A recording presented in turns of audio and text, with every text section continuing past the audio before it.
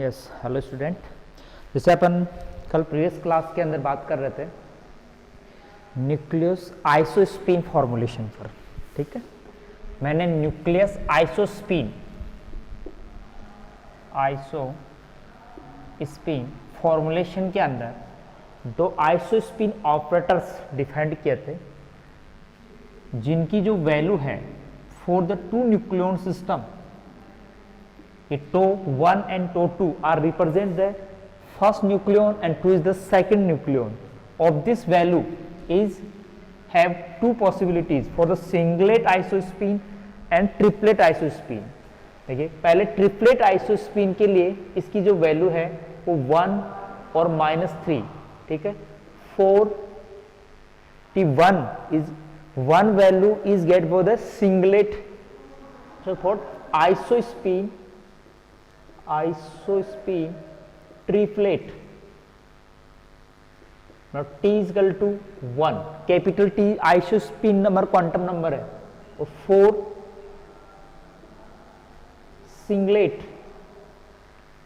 This value is T is equal to 0। तो ये दो वैल्यूज पॉसिबिलिटीज अपने पास।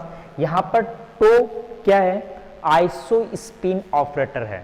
ठीक है, जैसे पाउली स्पिन ऑपरेटर होता है, मैट्रिक्स जो अपने पास पाउली मैट्रिक्स ऑपरेटर जो अपन स्पिन ऑपरेटर कहते हैं, ये आइसोस्पिन ऑपरेटर्स हैं। और अपने से चार्ज स्टेट को रिप्रेजेंट करने के लिए भी अपने इसका third component, isospin quantum number का थर्ड कंपोनेंट T3 को अपने डिफाइंड किया था कि T3 for the two nucleon system is defined for T13 का मतलब है third spin isospin quantum number of first nucleon, T23 मतलब आइसोस्पिन का third component of second nucleon. ठीक है, eight here Q charge state EY2 is defined 1 plus TO3, वह TO3 is defined spin operator, जो अपन थर्ड कंपोनेंट का isospin operator है वो 2T3, where 4 proton state is represented by the up isospin, means T3 for proton is +½ देते हैं। ठीक है, तो मतलब यहां वैल्यू E हो जाती है Q की। फॉर द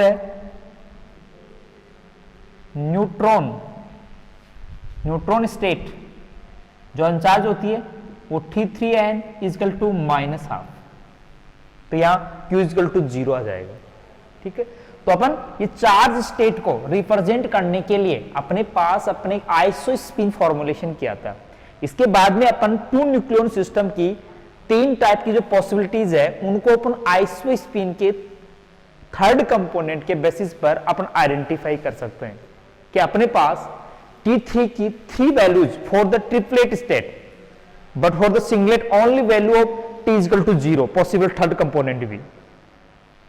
मतलब एक शॉर्ट में मैं इसका एनालिसिस बताऊं कि आइसोस्पिन फॉर्मुलेशन न्यूक्लियॉन्स की चार्ज स्टेट को रिप्रेजेंट करने वाला एक क्वांटम नंबर है जिसके द्वारा अपन न्यूक्लियन सिस्टम में न्यूक्लियॉन्स का आइडेंटिफाई कर सकते हैं। जैसे अपने पास T is equal to 1 is represent the isospin triplet state. ठीक है, तो इसकी मल्टीप्लिसिटी कितनी होगी, 2T + 1 3 पॉसिबिलिटी होगी। तो इसे where T3 values possible 3 values -1 0 and 1। ठीक है, तो बाय मींस कि 4 T is equal to 1, 3 systems are possible in triplet state. First, 4 T is equal to 1 means proton system. Second for t is equal to 0 means 1 proton neutron, मतलब NP system. ठीक है। Third possibility for t is equal to -1 means neutron neutron system, मतलब isospin triplet state में 3 possible systems, 2 nucleon possible systems, यहां third component sorry T3 T3 T3, T1 के corresponding T3 के 3 possibilities के corresponding 3 2 nucleon system इस type से define करते हैं। But for T is equal to 0 singlet state, इसके corresponding only possible T3 component 0 means NP system, मतलब isospin formulation के बेसिस पर सिंगलेट स्टेट में केवल एनपी सिस्टम की पॉसिबिलिटी ही प्रोबेबल है, एग्जिस्ट हो सकता है। ठीक है, तो ये था अपना आइसोस्पिन फॉर्मुलेशन के द्वारा न्यूक्लियन टू न्यूक्लियन सिस्टम के आइडेंटिफिकेशन का, जो आइसोस्पिन या isospin quantum number capital T के बेसिस पर नोट करते हैं। अपने पास सिंपल जनरल वर्ड्स में कि आइसोस्पिन की 2 स्टेट पॉसिबल होती है, आइसोस्पिन अप स्टेट और isospin down state.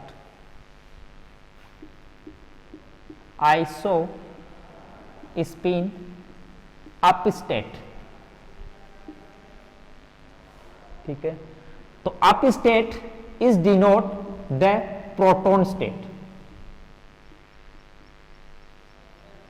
Isospin is up, isospin की up state is denote the proton state means their value is the T3, मतलब जो अपन थर्ड कंपोनेंट स्मॉल t से नोट करते हैं, T3 इज +½ और फॉर दिस मैट्रिक्स जैसे गामा इज डिनोट द 1 0, जो स्पिन जो मैट्रिक्स अप स्टेट मैट्रिक्स है फॉर इन आइसोस्पिन फॉर्मुलेशन, जैसे अल्फा बीटा अपन स्पिन की अप स्टेट और डाउन स्टेट के लिए नोट करते हैं, तो आइसोस्पिन के लिए up state is denote by the gamma और second down state isospin down state is represent the neutron state, मतलब वह T3 इज इक्वल टू -½ ठीक है, तो अपने पास जो अप स्टेट -½ जो वैल्यू है वो अपन यहां फंक्शन जो अप स्टेट में डेल्टा से नोट करते हैं और इसको अपन लिख सकते हैं 0 1। यह आइसोस्पिन फॉर्मुलेशन है जिसके अंदर अपन अप स्टेट और डाउन स्टेट को तो फंक्शन जो उसके मैट्रिक्स ऑपरेटर्स हैं, जो ऑपरेटर्स हैं उनको अपन डिफाइन करते हैं up state down state matrix form में।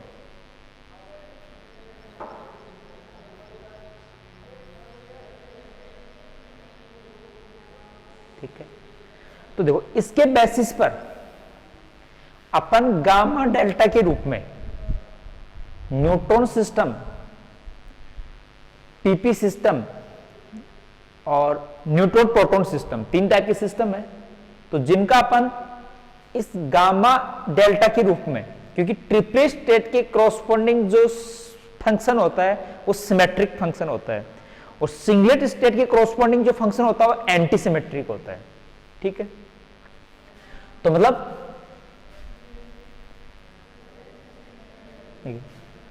इन terms of up down states, state function for state function for पहले अपन state for triplet isospin state, state function for triplet isospin state means capital T is equal to 1, तो corresponding पहले first corresponding T3 is equal to 1 means PP system. इसके लिए triplet state function क्या होगा in terms of the isospin up down state functions के रूप में। तो अपना ऑपरेटर कैसे डिफाइन करें, देखिए इस फंक्शन को मैं 1 नाम देता हूं या PP नाम दे दें, चाहे फंक्शन को ले लिया PP। फंक्शन कौन सा होगा, सिमेट्रिक होना चाहिए। और यहां प्रोटॉन प्रोटॉन है तो प्रोटॉन कौन सी स्टेट के द्वारा स्टेट किया जाता है, गामा। तो मतलब gamma 1 gamma 2। Second T3 is equal to 0 means NP system. इसका अपने पास स्टेट फंक्शन क्या होगा NP का इन terms of up down state of isospin. क्या होना चाहिए, सिमेट्रिक फंक्शन होना चाहिए, ट्रिपलेट स्टेट का है। तो इसके लिए अपन वैल्यू एक gamma 1 delta 1 delta 2 plus gamma 2 delta 1 upon √2। इसमें इंटरचेंज कर दें 1 2 को तो कोई इफेक्ट नहीं होगा, सिमेट्रिक फंक्शन है ये। Similarly corresponding to T is equal to -1 means neutron neutron system. ये न्यूट्रॉन न्यूट्रॉन सिस्टम है तो इसके लिए अपने पास जो फंक्शन है neutron neutron is given by the delta 1 delta 2।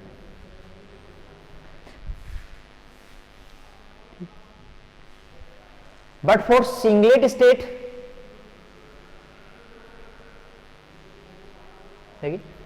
Singlet state के कॉरस्पॉन्डिंग इसका फंक्शन क्या होगा, वो स्टेट फंक्शन निकालना है। यहां ट्रिपलेट तो अब मैं निकालूं singlet isospin state, isospin state function जो कि क्या होगा एंटी सिमेट्रिक होगा।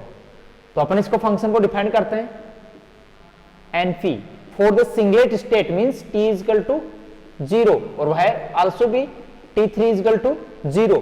तो मींस न्यूट्रॉन प्रोटॉन सिस्टम।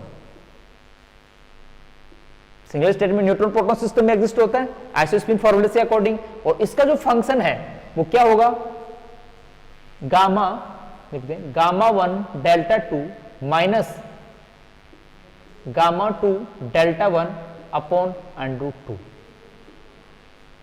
इसमें यदि अपन इंटरचेंज करें 1 2 को तो उसकी वैल्यू नेगेटिव हो जाएगी, वैल्यू सेम ही रहेगी लेकिन वैल्यू साइन चेंज हो जाएगा। तो मतलब ये फंक्शन कौन सा है, एंटी सिमेट्रिक। जबकि these are functions are this and this both are symmetric function.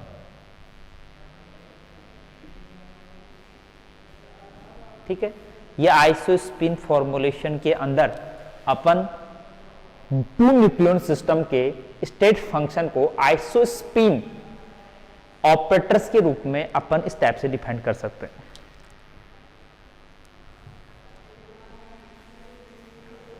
देखिए अपने पास आइसोस्पिन फंक्शन आइसोस्पिन नंबर्स के रूप में फंक्शन होगा। तो आइसोस्पिन नंबर अपन T से नोट कर रहे हैं और उसका ऑपरेटर टॉप से नोट कर रहे हैं। तो state wave function for 2 nucleon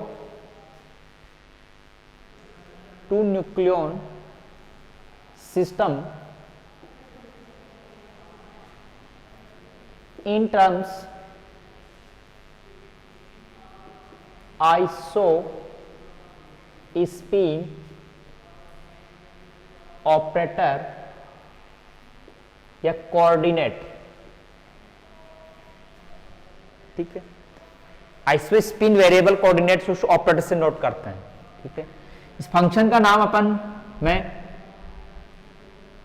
F I दे देता हूं, आइसो स्पिन फंक्शन है, is the function of F I tau 1 and tau 2।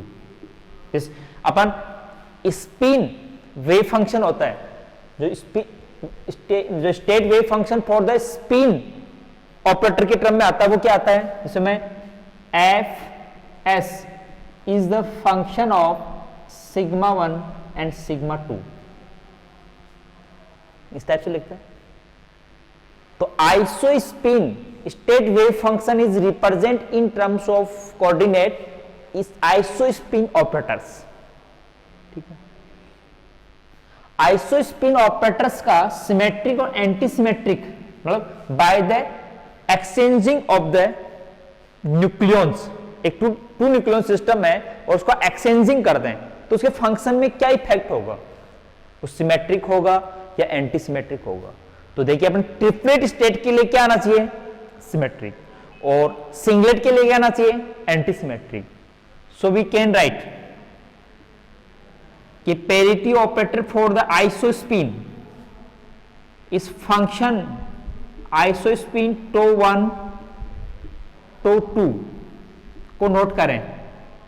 Iso spin parity operator जो एक्सचेंज, पेरिटी हमेशा क्या करता है, इसके रिलेटिव जो कोऑर्डिनेट्स हैं उनको क्या करता है, इंटरचेंज कर देता है।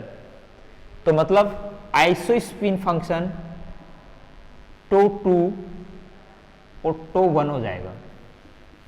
तो ये function for the singlet anti symmetric होना चाहिए और फॉर द ट्रिपलेट सिमेट्रिक होना चाहिए। तो इसके लिए इसको अपन -1 की पावर t+1 से नोट कर दें और आइसो स्पिन फंक्शन वापिस टो 1 टो 2 कर दें। तो मतलब क्या हुआ कि आइसो स्पिन रिलेटिव कोऑर्डिनेट्स या जो अपन पास isospin interchanging of the coordinate operators then is multiplied by the factor -1 की power t+1 is symmetric for the triplet state and anti-symmetric for the singlet state, ठीक है। तो अपना iso spin parity exchanging भी अपने define कर ली। पहले अब तक अपने जो एक्सचेंजिंग पोटेंशियल्स डिफाइन किए थे वो by the exchanging of the space coordinate and spin coordinate दो में लिया था। तो there are the 3 possibility of interchanging by space exchanging, by spin exchanging and by the iso spin exchanging, ठीक है। तो अपन 3 टाइप की एक्सचेंजिंग का इंड्यूस पोटेंशियल रिजल्टेंट जिसके द्वारा एग्जिस्ट न्यूक्लियन सिस्टम्स को अपन डिफाइन करेंगे कौन सी स्टेट है बॉन्ड होगी, कौन सी स्टेट अनबॉन्ड होगी। तो केवल मैं सेपरेटली पहले जो आपको डिस्क्राइब कर रखा है वो केवल for the iso spin formulation के लिए है। 2 टाइप की एक्सचेंजिंग की स्टडी अपन पहले कर चुके हैं, for the spin interchanging, for the space interchanging. तो थर्ड इंटरचेंजिंग आ गई आइसो स्पिन। तो रिजल्टेंट इंटरचेंजिंग 3 टाइप कोऑर्डिनेट के वेरिएबल में करेंगे, ठीक है। तो total state wave function for 2 nucleon system is represent in the 3 type of variable coordinates, space coordinate, spin coordinate and iso spin coordinate, ठीक है। तो मैं लिख रहा हूं total state wave function for 2 nucleon system, ठीक है। साई फंक्शन देता हूं 1 2, 2 न्यूक्लियन है first time, is represent in the 3। पहले साई नाम अलग अलग दे देते हैं अपन फॉर द स्पेस, तो साई एस नाम लेता हूं मैं। स्पिन के लिए भी अपने पास एस, तो स्पेस के लिए बस यहां पर जो अंदर फंक्शंस है, फंक्शन के बेसिक फंक्शन की जो वैल्यू साई फाई चाई अपन इस टाइप के फंक्शन ले लेते हैं। तो ये जो स्पेस फंक्शंस है R1 R2, एक अपन चाई फंक्शन ले लेते हैं जैसे सिग्मा 1 सिग्मा 2, एक एब्सेंट फंक्शन ले लेते हैं जो is function of tau 1 and tau 2। A total state function for the 2 nucleon system in 3 type variable interchanging coordinates, space coordinate, spin coordinate and isospin coordinates. So if applied the parity operator 1 2 for the all variable interchanging, space interchanging, spin exchanging और isospin exchanging का parity operator divide करें तो अपने पास function 1 से 2 क्या हो जाएगा, साई 2 से 1 bye means Sai R2 R1 chi sigma 2 sigma 1 epsilon tau 2 to 1. तो by the symmetry and anti-symmetry functions corresponding to position, spin, isospin functions is defined. Psi 2 R1 is equal to minus 1 की power L psi 1 2. चाहे sigma 2 और sigma 1 is defined by symmetry S plus 1 function चाहे sigma 1 sigma 2. Third epsilon function to 2 to 1 is defined minus 1 की power t plus 1 epsilon T1 to 2 to 2 to 1. तो अपने पास resultant interchanging function for the two nucleon system is represented. ये तो अपने पास values है, मैं यहां पर लिख रहा हूं कि साई 2 1 की जगह साई 2 1 की जगह अपन क्या रिप्रेजेंट कर सकते हैं, -1 की power L plus T plus S plus 2 Sai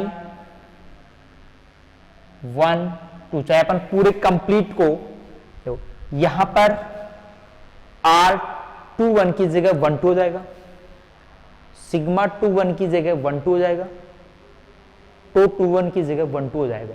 वो फंक्शन इसमें साई 1 2, तो इसको अपन साई 1 2 लिख सकते हैं. A complete variable interchanging of the variables of state nucleon system states और nucleon state are represent in 3 type variables, space variable, isospin variable और spin, isospin and space variables. ठीक है, और उनके करस्पॉन्डिंग जो क्वांटम नंबर के basis पर इसकी symmetry is denote by the L plus T plus S plus 2. तो in the Schrodinger equation, upon Schrodinger equation के लिए इसके एक्सिस्टेंस को प्रूफ करें, कौन सा सिस्टम एक्सिस्टेंस होगा. तो देखो सिंगलेट स्टेट के लिए फंक्शन शुड बी, सिंगलेट के लिए क्या होना चाहिए, शुड बी एंटीसिमेट्रिक, और for the triplet state the function should be symmetric function. Singlet के लिए एंटीसिमेट्रिक और ट्रिपलेट के लिए सिमेट्रिक फंक्शन होना चाहिए. तो लेट द L बराबर 0, मतलब एस स्टेट बोलते हैं इसको, S state of two nucleon system, nucleon system, two nucleon system की एस स्टेट के लिए बात करें तो देखिए अपने पास L बराबर 0 एस स्टेट है और टू न्यूक्लियन सिस्टम की. तो इसके करस्पॉन्डिंग अपन साई 1 2 का जो फॉर्मूला निकालें तो L बराबर 0 पुट कर दें तो साई 2 1 इज इक्वल टू -1 की power t plus S plus 2, तो साई क्या जाएगा 2 1 की जगह 1 2, ठीक है।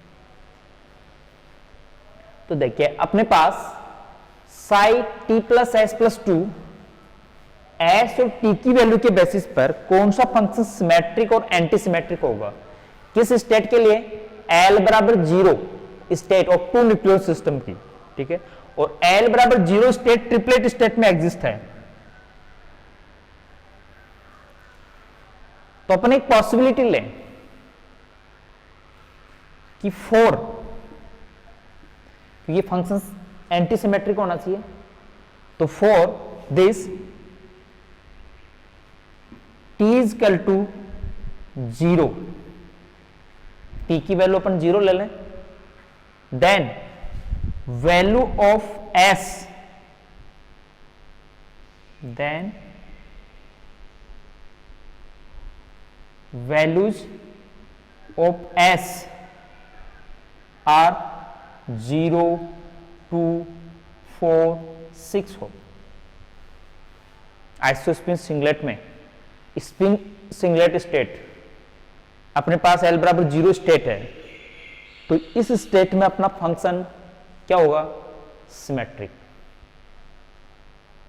तो मतलब एस स्टेट 0 का मतलब singlet, spin singlet state, isospin singlet, और अपने पास एस स्टेट में ये सिमेट्रिक फंक्शन होगा। तो क्या अपना यहां पर जो श्रोडिंगर इक्वेशंस है वो डिफाइंड होगा, तो मतलब ये स्टेट पॉसिबल है। But corresponding to this value of s is 1, या अपन 3 डॉट और ले लें, तो 1 देखो 0 और 1 ही अपन स्टेट, स्पिन आइसोस्पिन s की जो क्वांटम नंबर है G2 न्यूक्लियन सिस्टम के लिए 0 और 1 ही होता है। 0 का मतलब सिंगलेट स्टेट होता है, 1 का मतलब ट्रिपलेट स्टेट होता है। तो आइसोस्पिन ट्रिपलेट स्टेट मतलब इस इक्वेशन के अकॉर्डिंग आइसोस्पिन सिंगलेट में स्पिन ट्रिपलेट स्टेट एग्जिस्ट नहीं होगी, नेगेटिव एंटीसिमेट्रिक वैल्यू आएगी। बट दूसरा पढ़ लें कि for this if t is equal to 1 then s is equal to 0, s is equal to should be 1, तो फिर अपने पास क्या आएगा, सिमेट्रिक आएगा। तो मतलब ट्रिपलेट स्टेट का फंक्शन तो क्या होना चाहिए, एंटीसिमेट्रिक होना चाहिए। तो for this only value is possible 0। क्या आइसोस्पिन ट्रिपलेट पर स्पिन सिंगलेट स्टेट और आइसोस्पिन सिंगलेट पर आइसोस्पिन ट्रिपलेट स्टेट पर अपन एंटीसिमेट्रिक आता है, वो फंक्शन अपने पास ट्रिपलेट स्टेट में एग्जिस्ट होगा, बॉन्ड होगा वो सिस्टम। केवल ये जो वैल्यूज है अपन कैसे किसी सिस्टम को, मैं वापस रिपीट कर रहा हूं कि अपन इस सिस्टम की एग्जिस्टेंस या बॉन्ड स्टेट को डिफाइन करना चाहते हैं। तो बॉन्ड स्टेट डिफाइन करने के लिए अपने पास एक रेस्ट्रिक्शन है कि सिंगलेट स्टेट का जो स्टेट फंक्शन है वो एंटीसिमेट्रिक होना चाहिए और ट्रिपलेट स्टेट का सिमेट्रिक होना चाहिए। तो अब t और s की पॉसिबल वैल्यूज के कॉम्बिनेशंस फाइंड कर लेते हैं, वो स्टेट एग्जिस्ट होगी कॉरस्पॉन्डिंग टू L बराबर 0। फिर दोबारा यदि अपन कॉम्बिनेशन बनाएं कॉरस्पॉन्डिंग L बराबर 1, उसके लिए फिर अपन वही कॉम्बिनेशन डिफाइन करेंगे कि जिस ट्रिपलेट स्टेट के लिए s बराबर से ट्रिपलेट स्टेट है, तो ट्रिपलेट स्टेट लिए एंटीसिमेट्रिक और सिमेट्रिक और सिंगलेट के लिए एंटीसिमेट्रिक फंक्शन वैलिड होना चाहिए, तो वो स्टेट क्या होगी, एग्जिस्ट होगी इस टाइप से। लेकिन ये not more sufficient for the all explanation of the bond state of the nucleon system. ये सभी न्यूक्लियन सिस्टम की बॉन्ड स्टेट को कंप्लीटली एक्सप्लेनेशंस नहीं देता, लेकिन ऑलमोस्टली systems exist या evidence of the nucleon bond systems are proved by this hypothesis of exchanging of nucleons। Nucleon की exchanging के कारण जो अपने पास एक स्टेट फंक्शन की डेफिनेशन के बेसिस पर अपन एक्सचेंजिंग थ्योरी के द्वारा अपन न्यूक्लियन सिस्टम की बॉन्ड और अनबॉन्ड स्टेट को डिफाइन कर सकते हैं। ये इसमें एक्सप्लेनेशन किया हुआ है। तो यहां पर मैंने एक्सचेंजिंग पोटेंशियल की हेडिंग डाली हुई है, by the interchanging of the nucleons. By means interchanging of the nucleons the variables are the changed spin variables, space variables and isospin variables. Isospin variables coordinates का मतलब है उनके ऑपरेटर्स क्या हो गए, इंटरचेंज हो गए। तो जिसके कारण एक पोटेंशियल इंड्यूस होता है, वो पोटेंशियल यदि अट्रैक्टिव है तो सिस्टम बॉन्ड होगा, और वो इंड्यूस पोटेंशियल रिपल्सिव हो तो अनबॉन्ड होगा। तो वो अपन ने कल हाइगेन डिफरेंट टाइप के एक्सचेंजिंग पोटेंशियल के द्वारा बॉन्ड अनबॉन्ड स्टेट को अपन डिफाइन किया था। लेकिन अपने पास लास्ट में एक कॉन्ट्रोवर्सी ये थी कि यहां पर अपन इस t बराबर 0 स्टेट का मतलब केवल एनपी सिस्टम के लिए बात कर सकते हैं, लेकिन इस स्टेट की एग्जिस्ट में इसकी 3 पॉसिबिलिटी होती है। T3 के कंपोनेंट 1 0 -1, मतलब पीपी सिस्टम 0 है तो एनपी सिस्टम 1 है तो एनएन सिस्टम के करॉस्पोंडिंग एक्सिडेंस वैल्यूज को अपन डिफाइन कर सकते हैं। ठीक है, ये होगी अपनी एक्सचेंजिंग थ्योरी। तो डिफरेंट टाइप की एक्सचेंजिंग पोटेंशियल्स और डिफाइंड किए गए जो मैसन थ्योरी, पाइयोन थ्योरी के बेसिस पर है। पाइयोन, मैसन ये क्या है, एक फंडामेंटल पार्टिकल्स है। पाइयोन मैसन जो फर्मियोन जो स्टैटिक्स में जो अपन ने एक फर्मी स्टैटिक्स फॉलो करते हैं। ठीक है, तो पाइयोन एक फंडामेंटल पार्टिकल है, इसका एंगुलर मोमेंटम 1 होता है, इसका अपन हैवी पार्ट मास भी अपने पास आइसोस्पिन क्वांटम इसका 0 होता है और पेरिटी 1 होती है। ऐसा कोई मैसन पाइयोन पार्टिकल आता है। ठीक है, मैं यहां पर 2 प्रकार की एक्सचेंजिंग थ्योरी है। एक्सचेंजिंग थ्योरी, ठीक है, एक्सचेंजिंग थ्योरी जिसको अपन पाइयोन और बोसॉन एक्सचेंजिंग के बेसिस पर, एक है first O P E P, second है ओ बी ई पी, अभी शॉर्ट में है ओपीपी और ओबीपी। फुल फॉर्म है 1 पाइयोन एक्सचेंजिंग पोटेंशियल, यह है 1 boson. Boson is the combination of the pions. Pions का एक कॉम्बिनेशन होता है, सिस्टम होता है। तो boson exchanging potential,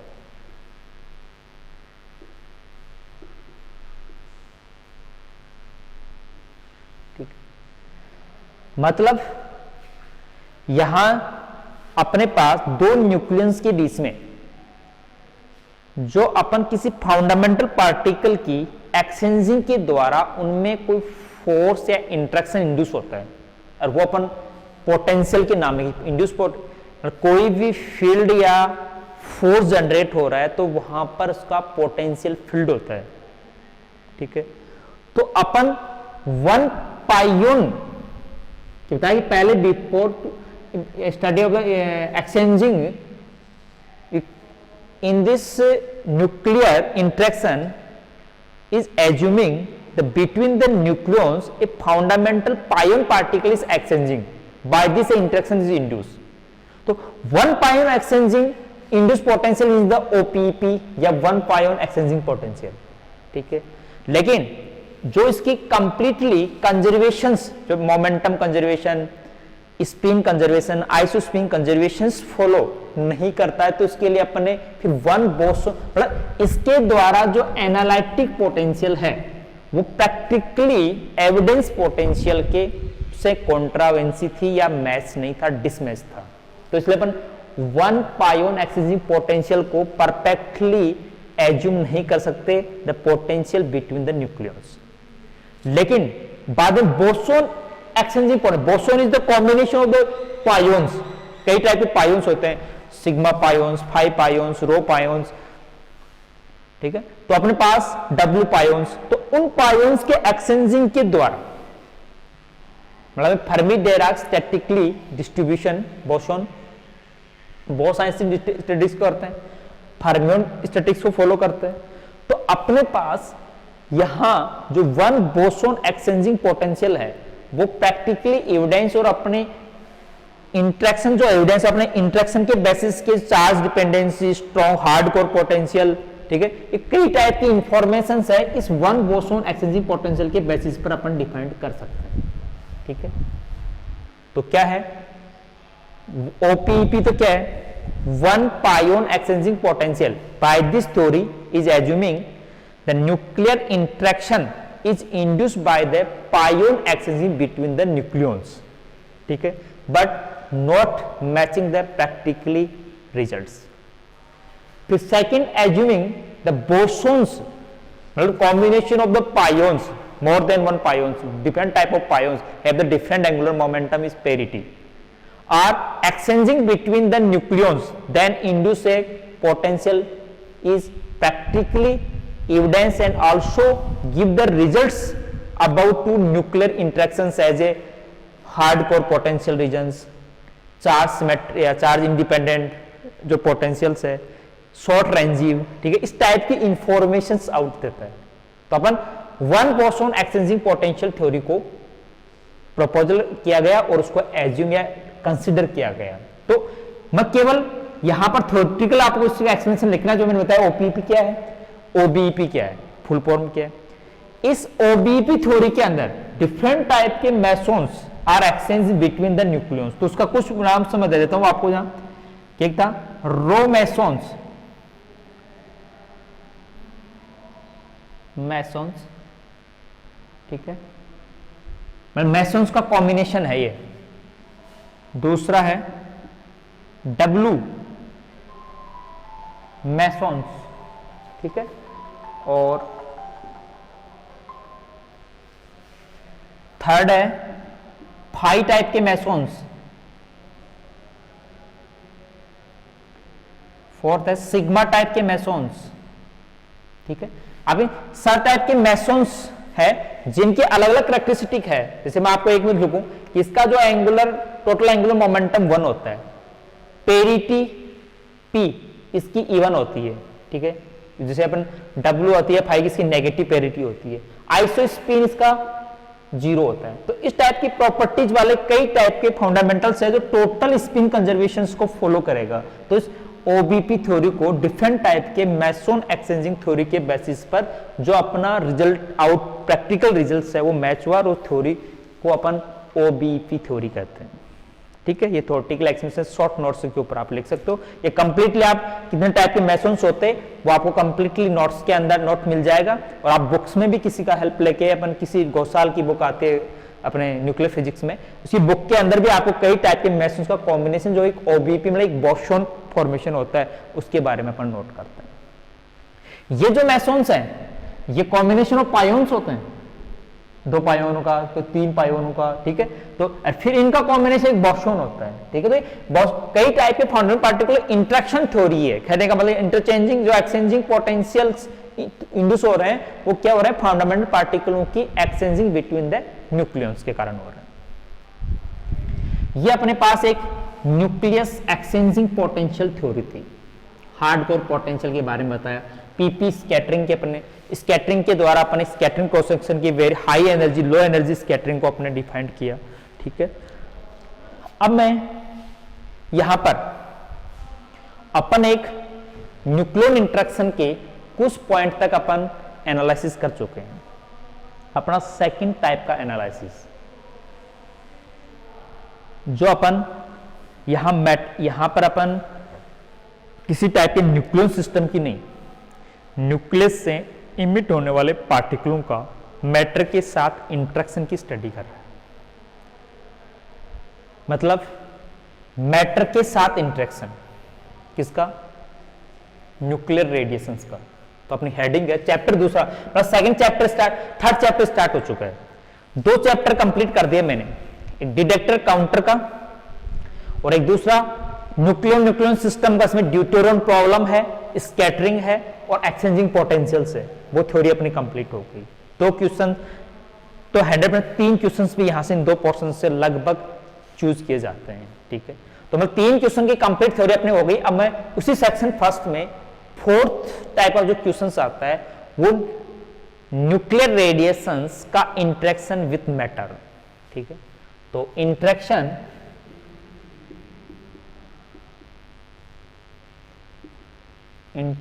of gamma ray, यहां अपन केवल गामा रे का पढ़ेंगे, वैसे अपन फोटॉन्स, गामा का मतलब फोटोन रेडिएशंस होती है, ठीक है। तो इसको अपन न्यूक्लियर रेडिएशन भी बोलते हैं, अल्फा बीटा गामा होती है, ठीक है। अपन यहाँ चार्ज पार्टिकल थ्योरी के अंदर आके अपन चार्ज पार्टिकल का भी एनालिसिस करते हैं कि चार्ज पार्टिकल से इलेक्ट्रॉन है मैटर में से पास होता है तो उसका इंटरेक्शन होता है। चार्ज पार्टिकल है पॉजिट्रॉन का, इलेक्ट्रॉन का, प्रोटॉन का, अल्फा पार्टिकल का, तो वो अपन केवल इसमें एक सिलेक्शन किया गया है केवल गामा रे का, ठीक है। ये न्यूक्लियर रेडिएशन है, अल्फा बीटा को नहीं लिया अपन, ठीक है। तो interaction of gamma ray with matter,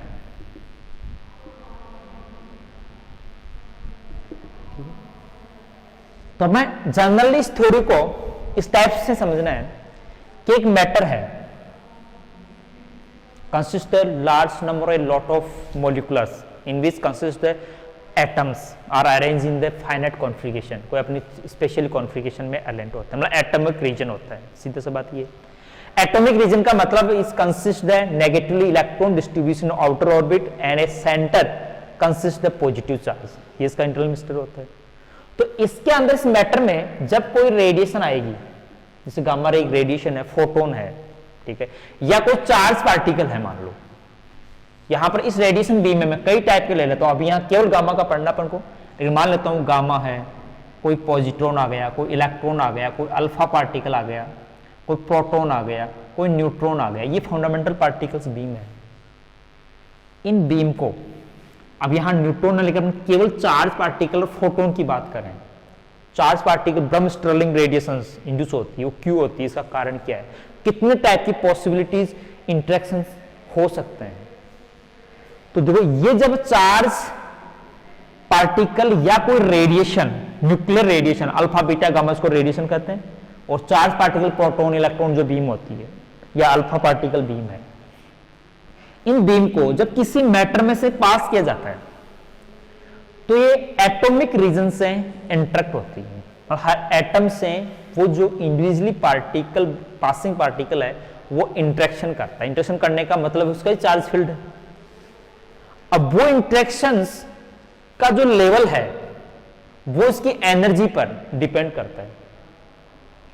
अब एनर्जी का मीनिंग है कि अपन किस एनर्जी रेंज में कौन सा इंटरेक्शन होगा, तो वो उस एटम जो अपन मीडियम ले रहे हैं उसके एटम के एटॉमिक नंबर पर भी डिपेंड करेगा। एटॉमिक नंबर का मतलब नंबर ऑफ न्यूक्लियॉन्स या नंबर ऑफ प्रोटॉन्स कितने हैं, उसके न्यूक्लियन कितने इलेक्ट्रॉन्स हैं, तो अलग हर न्यूक्लियस के एटॉमिक नंबर के बेसिस की बाइंडिंग एनर्जी अलग टाइप से डिफाइंड होती है। तो मैं यहां पर इस इंटरेक्शन की बात, इंटरेक्शन को अपन इस टर्म में एक्सप्लेन कर रहे हैं कि यहां एटॉमिक रीजन है, एक एटम है जिसके आउटर ऑर्बिट में इलेक्ट्रॉन्स हैं, किसी में हो सकता है 2 भी हो, 4 भी हो, 8 भी होते हैं। तो जब ये रेडिएशन आएगा तो पहले क्या करेगा, आउटर इलेक्ट्रॉन से इंटरेक्ट करेगा।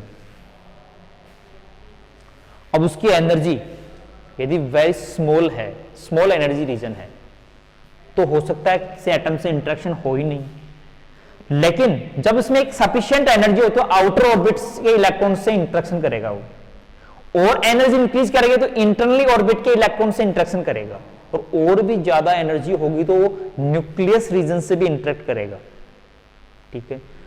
तो जैसे अपन photo electric interaction, Compton interaction, pair production कब होता है, जब ये कोई फ्री स्पेस में कोई गामा है वो हाई पोटेंशियल रीजन से जब इंटरेक्ट करता है तो एक पॉजिटिव इलेक्ट्रॉन का पेयर प्रोड्यूस कर देता है, ठीक है, तो उसको पेयर प्रोडक्शन कहते हैं। ये अपने interaction of gamma with matter की सीरीज में ही आता है, ठीक है।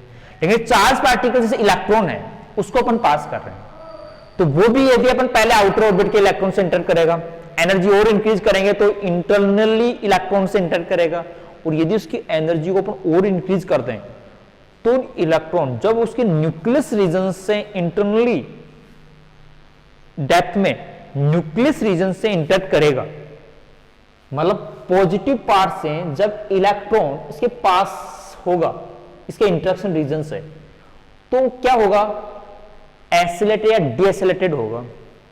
अब एसिलेटेड तो क्यों होगा कि इलेक्ट्रॉन के कारण क्या होगा, पॉजिटिव के कारण इलेक्ट्रॉन क्या करेगा, अट्रैक्ट करेगा, तो एसिलेशन इंक्रीज होगा। बाद में इलास्टिक कोलिजन के बाद में जाएगा तो अपने पास न्यूक्लियस रीजन को डीएसिलेटेड करेगा, एसिलेटेड और डीएसिलेटेड करेगा, कि पास में आएगा तो अट्रैक्ट करेगा, दूर जाएगा तो उसको डीएसिलेटेड करेगा। तो डीएसिलेशन और एसिलेशन जब पार्टिकल का होता है तो उसमें से क्या इंड्यूस होती है, रेडिएशंस। कोई चार्ज पार्टिकल किसी फील्ड से इंटरेक्ट करता है तो उसमें एसिलेशन या डीएसिलेशन होता है, और एसिलेशन और डीएसिलेशन के कारण क्या होता है, उसमें रेडिएशन इमिट होती है, उसे ब्रह्म स्टर्लिंग रेडिएशन कहते हैं। तो यहां एक अपन न्यूक्लियर फिजिक्स की जो थर्ड ईयर की बुक है उसमें अपन चार्ज पार्टिकल का इंटरेक्शन विथ मैटर पढ़ते हैं, जहां ब्रह्म स्टर्लिंग रेडिएशन के बारे में पढ़ते हैं। Charge alpha particle, proton particle, एक चार्ज पार्टिकल बीम के इंटरेक्शन का मैटर के साथ स्टडी करते हैं। यहां पर अपन गामा रे का इंटरेक्शन विथ मैटर करेंगे तो सेम टाइप की प्रोसेस रिपीट होगी, कि वो भी एनर्जी रेंज के बेसिस पर जब गामा पार्टिकल्स मीडियम के एटम के इंटरेक्ट में आएगा तो तब इसकी अपन एक फाइनाइट एनर्जी से कम एनर्जी होगी तो किसी टाइप का कोई इंटरेक्शन नहीं होगा। तो अपन जब low energy high atomic number है, हाई एटॉमिक नंबर होने का मतलब है कि उसकी जो binding energy of outer electrons है वो लेस हो जाती है सिल्डिंग के कारण। अपन केमिस्ट्री पढ़ते हैं, एक एटम में हाई एटॉमिक नंबर वाले कोई न्यूक्लियस कोई एटम है तो उसका आउटर ऑर्बिट का आयनन पोटेंशियल लो होता है, मतलब बाइंडिंग एनर्जी उसकी वर्क क्या होता है, कम होता है। तो अपन उस रीजन से जब इंटरेक्ट करेगा तो फोटो इलेक्ट्रिक इंटरेक्शन होगा, इलेक्ट्रॉन इमिट होगा मैटर से, गामा से, ठीक है।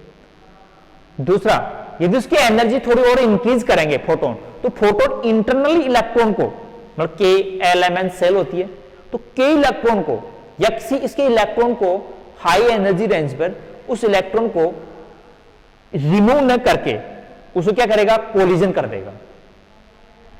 मतलब इलेक्ट्रॉन से कुछ एनर्जी लॉस करके अपनी रिमेनिंग एनर्जी से फोटोन स्कैटर्ड हो जाएगा, मैटर में जाएगा, कंप्लीट एनर्जी इलेक्ट्रॉन को नहीं देगा, इलेक्ट्रॉन को एक स्मॉल एनर्जी पार्ट ट्रांसफर करके रिमेनिंग एनर्जी से वापस क्या हो जाएगा, स्कैटर, इसको क्वांटम स्कैटरिंग कहते हैं। और इससे भी ज्यादा यदि वो गामा फोटोन न्यूक्लियस रीजन के फील्ड से इंटरेक्ट कर गया, मतलब हाई अट्रैक्टिव फील्ड या हाई पोटेंशियल फील्ड से इंटरेक्ट कर गया, क्योंकि न्यूक्लियस का एक हाई पोटेंशियल फील्ड होता है, उस रीजन से इंटरेक्ट कर गया तो उसमें पेयर प्रोडक्शन हो जाएगा। तो मतलब गामा की 3 टाइप की इंटरेक्शन होगी, photo electric interaction, quantum interaction और पेयर प्रोडक्शन इंटरेक्शन।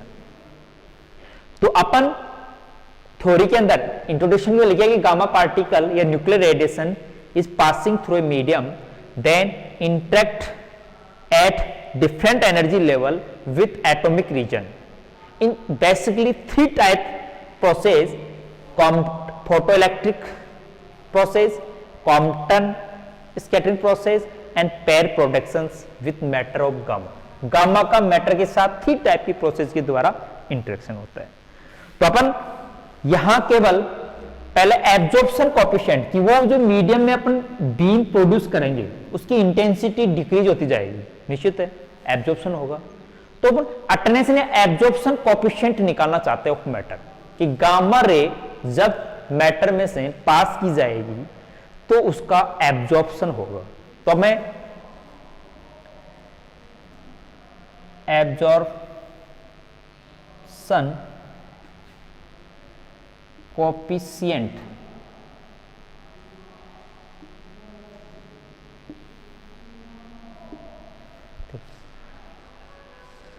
इसको कहते हैं अवशोषण गुणांक, एब्जॉर्प्शन कोएफिशिएंट निकालना चाहते हैं कि मैटर में गामा पार्टिकल बीम को जब अपन पास करेंगे तो कितना उसकी इंटेंसिटी में डिक्रीज हो जाएगा, वो पार्ट अपन एक एब्जॉर्प्शन लॉ के द्वारा डिफाइन करेंगे।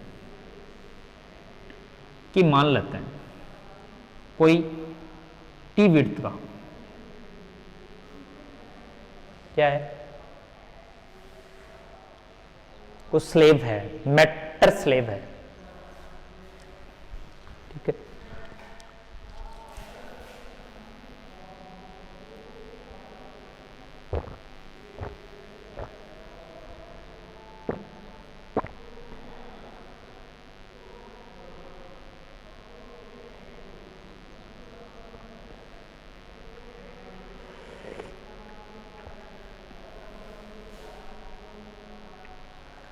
ठीक है, तो उस स्लैब में से जब अपन एक gamma photons of initial intensity I note, ठीक है, इज पासिंग थ्रू मीडियम, तो एक छोटे से स्लैब में एक छोटे से बैंड रीजन की बात करें, इज लेट डेल्टा एक्स, छोटा सा रीजन एक्स है, डेल्टा एक्स है, इसमें जो मीडियम इंटर करता तो इसकी intensity change by delta I at where intensity I naught I naught. मान लें कि एट डिस्टेंस एक्स पर इनिशियल स्टार्ट से एक्स डिस्टेंस पर एक डेल्टा एक्स लेयर में इंटरेक्शन की बात करें, वहां पर उसकी इंटेंसिटी जो फोटोन से ऑब्जर्व हो गया तो डिक्रीज हो गया, मान लो decrease is the delta I, ठीक है। और एट प्रेजेंट उस समय उसकी intensity is the I and width of the layer is delta X, ठीक है। तो अपन यहां पर निकालना चाहते हैं कि टोटल पासिंग, इसमें से यहां टोटल पास कर दिया जाए बीम को तो कितना डिक्रीज होगा।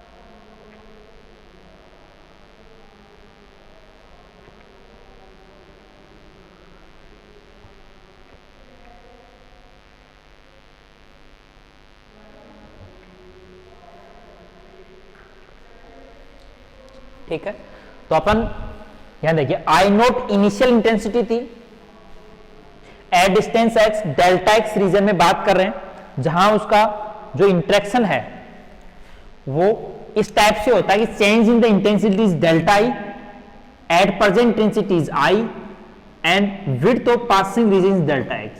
तो बाय द एब्जॉर्प्शन लॉ कि change in intensity I is proportional to change in distance x but is decrease, is sign is no negative, the negative sign is indicate the intensity is decreased with by increasing the distance but is proportional to passing distance delta x and decreasing intensity जो I है is also depend on the present intensity I, intensity ज्यादा होगी तो absorption ज्यादा होगा, intensity कम होगी तो absorption कम होगा।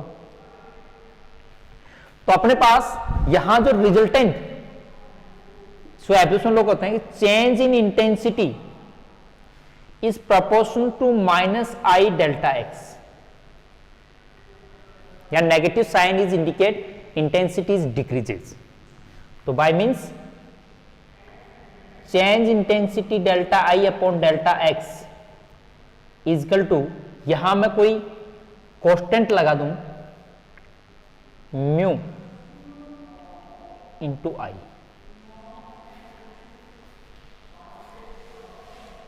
ठीक है, यहां म्यू कोई कॉफिशिएंट है जिसको अपन एब्जॉर्प्शन कॉफिशिएंट कहते हैं। क्या डेरिवेशन कर रहा हूं, एब्जॉर्प्शन कॉफिशिएंट अटेन्यूएशन कॉफिशिएंट निकालो इन the matter bye interacting of the radiation, कि गामा रेडिएशन को उस मीडियम में से पास कर रहे हैं और उस मीडियम में पास होने से जो रेडिएशन है वो एब्जॉर्ब हो गई और एब्जॉर्ब होने से इंटेंसिटी में चेंज हो गया। तो फाइनाइट डिस्टेंस को ट्रांसमिट करने में कितनी रेडिएशंस की इंटेंसिटी डिक्रीज हो जाए कि वो वैल्यू अपन निकालना चाहते हैं डिस्टेंस x पर। ठीक है, तो यहां पर मैं ये एब्जॉर्प्शन लॉ कि change in intensity is directly proportional to the passing distance या travelling distance in the medium. तो delta E change delta X में होता है negative sign indicate in the intensity decreases. दूसरा, change in intensity is directly proportional to the at present intensity. तो resultant change in intensity is minus I delta X. यहां मैंने एक proportion constant mu define कर दिया। ठीक है, वो अपना एब्जॉर्प्शन कोएफिशिएंट को यहां म्यू से डिफाइन करते हैं।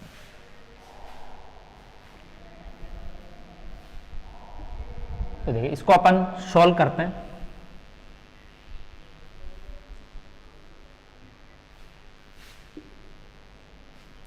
यहां मैं ऐसे लिख लूं इसको, delta I upon I is equal to minus mu delta X. ठीक, taking the interaction both integration both are side, दोनों तरफ इंटीग्रेशन ले लें। Change in delta E region is the very small, infinitely small, then यहां L N I आ जाएगा log, लेकिन base E is equal to minus mu, इसका X आ जाएगा कोई कांस्टेंट सी आ जाएगा। यहां दोनों तरफ अपने इंटीग्रेशन ले लिया और इंटीग्रेशन से अपने पास इस टर्म को अपन सोल्व कर लिया। तो L N I is equal to minus mu X plus C. Condition है अपने पास, कंडीशन कि एट एक्स बराबर 0 not interact with matter, then intensity I is the I note.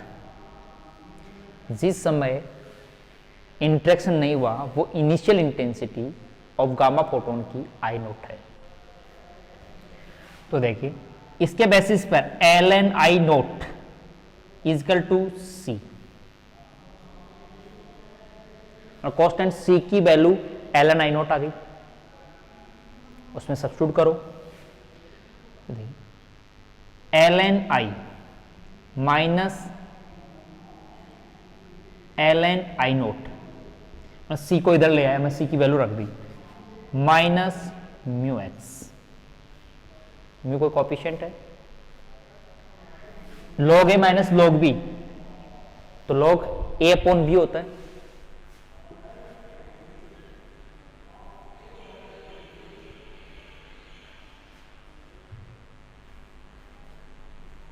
L N I upon I naught minus mu x,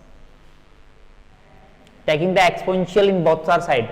ई का base है क्योंकि यहां L N E का बेस है, तो इसको अपन लिख सकते हैं आई अपॉन आई नोट ई की power minus mu X, by means intensity I is equal to at distance X E की power mu X. At distance X पर इंटेंसिटी इन द मैटर ये होगी, where mu is the absorption coefficient, गुणांक है अवशोषण। ठीक,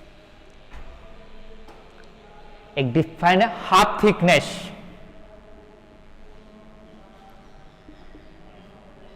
half thickness, किसी medium की हाफ थिकनेस क्या होती है किसी गामा इंटरेक्शन के लिए।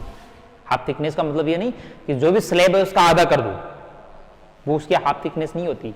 उस इंटरेक्शन मीडियम के लिए, गामा के लिए, या अपने पास मान लो जिसकी हर मीडियम की नेचर पर डिपेंड करेगा ये कि हाफ थिकनेस उस मीडियम के नेचर के लिए क्या होगा। तो देखिए मतलब the distance travelling in the medium by the radiation at intensity is half of initial.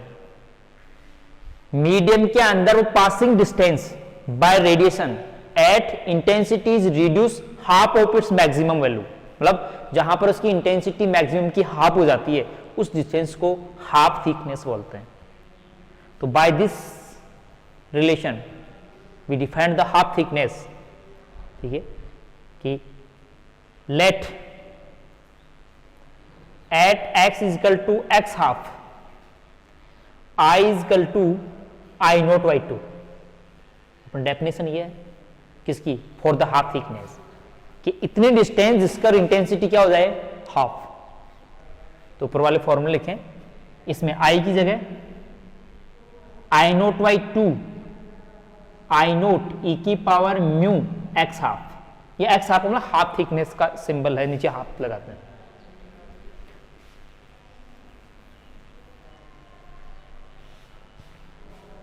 तो देखें यहां पर मैं e की power minus mu half equal to 1/2 e की power mu x half equal to 2, दोनों तरफ लॉग ले लें, mu x half equal to ln2, तो मतलब x half equal to ln2 upon mu, और इसकी वैल्यू शायद 0.693 अपॉन x हाफ, ये जो ln2 की value, sorry x half equal to mu. Mu यहां एब्जॉर्प्शन कोएफिशिएंट है, एक मास एब्जॉर्प्शन कोएफिशिएंट के टर्म में cm पर ग्राम के अंदर एक डायमेंशन, जैसे अपने पास फॉइल थिकनेस जीएम काउंटर के अंदर जब हम प्रैक्टिकल करते हैं तो जो फॉइल्स आती है एल्यूमिनियम की, जो बीटा एब्जॉर्प्शन के लिए एक्सपेरिमेंट करते हैं, तो उनकी थिकनेस ग्राम पर सेंटीमीटर ऐसे लिखा जाती है। ये डायमेंशन थिकनेस का है नहीं, लेकिन डेंसिटी को मास डेंसिटी में चेंज करके निकालते हैं। तो यहां mass absorption coefficient, mass absorption coefficient mu M is defined the linear coefficient में डेंसिटी ऑफ मीडियम का डिवाइड दे देते हैं। ये रो क्या है, डेंसिटी ऑफ द मैटर, मतलब जिस मैटर में मास डेंसिटी का, और ये जो म्यू है वो लीनियर, यहां जो अपना एब्जॉर्प्शन यहां म्यू, ये लीनियर इंटरेक्शन, लीनियर एब्जॉर्प्शन बोलते हैं इसको। तो लीनियर एब्जॉर्प्शन में डेंसिटी का डिवाइड देने पर जो कोएफिशिएंट आता है उसको मास एब्जॉर्प्शन कोएफिशिएंट कहते हैं। इसका डायमेंशन ग्राम पर सेंटीमीटर क्यूब में, जो अपन फॉइल थिकनेस के रूप में अपन निकालते हैं, इस टाइप का नोट होता है, ठीक है। तो ये अपन एक मैटर इंटरेक्शन के लिए absorption law, absorption coefficient define कर दिया। अब यहां अपन gamma interaction is basically the 3 type interactions divide करते हैं, फोटो इलेक्ट्रिक, कॉम्पटन और फेयर प्रोडक्शन, जिनका अपन अलग अलग से एनालिसिस करके उनके स्कैटरिंग क्रॉस सेक्शन का एक्सपेंशन लिखेंगे, ठीक है। और नेक्स्ट क्लास में के आज की क्लास में इतना ही है। Okay, thanks.